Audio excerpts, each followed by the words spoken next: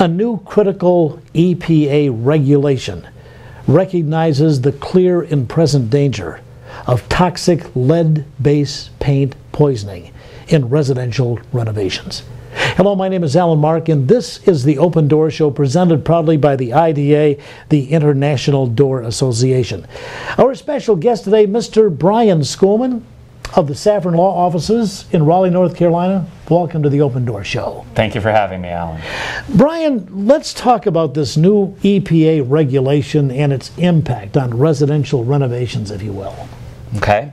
In 2008, the EPA published a rule known as RRP for renovation, repair, and painting, which relates to the work being performed on homes, child care facilities, and schools that were built prior to 1978 and therefore were likely to or may have had lead-based paint used in their construction. Now, if in fact I'm a homeowner, am I allowed to remove any of this, painted material, etc.? Am I going to be in violation of an EPA rule? No, the rule is only with regards to professional renovators. A homeowner is permitted to do work on his own home without being certified under the EPA program. However, in doing so, he may be exposing himself and his family to the risks of lead poisoning from the dust that can be generated from the work that's performed on the components that may have the lead-based paint. So basically, this ruling is in regards to the renovators that show up at the residential location to perform the work. That's correct. Anyone who's doing renovation work for a fee is governed by the rule, and it governs anyone who's doing work on an affected premises or child care or school facility. Now, how as a homeowner do I know that this renovator, this professional renovator, is certified by the EPA? There are two ways to find out. The first is that the EPA and the state agencies that run these programs will have information on who is certified on their website. But a more immediate way of finding out is that anyone who is a certified renovator is required to have their certificate on hand to show to you, the consuming public. So what are some of the practices, good work practices, if you will, that one of these renovators should be doing at one of these sites? In order to comply with the rule, there are two very important aspects. The first is the educational aspect, and the second is the work practices aspect. In terms of the education, under the rule, anyone who is attempting to contract to do work on an affected property is required to distribute a pamphlet that's known as Renovate Right. This is a pamphlet that's published by the EPA and must be distributed by a renovator before doing work, whether or not he actually gets the contract.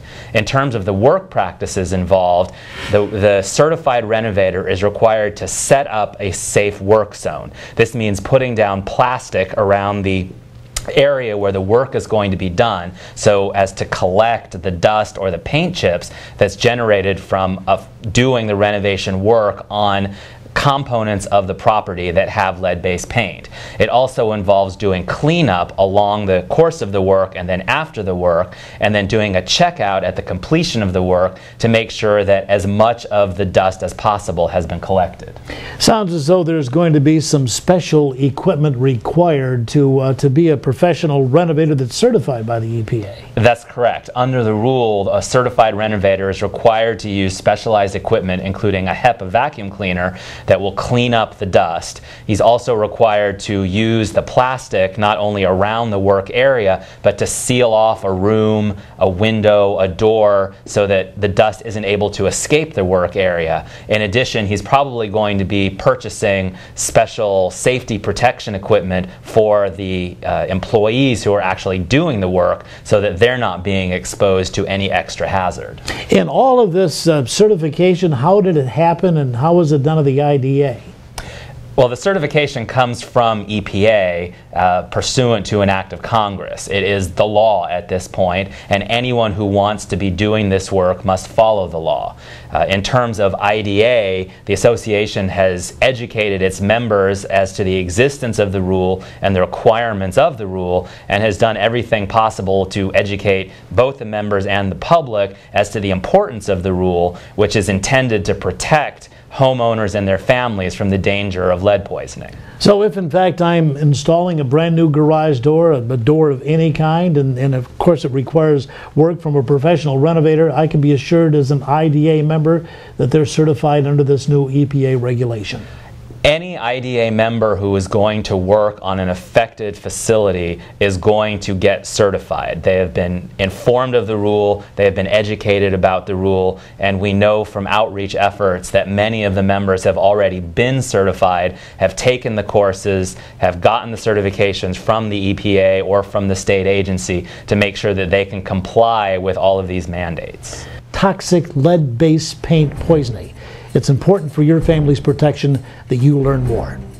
For the good people at the IDA, the International Door Association, till next time, for the Open Door Show, Allyn Mark, goodbye everybody.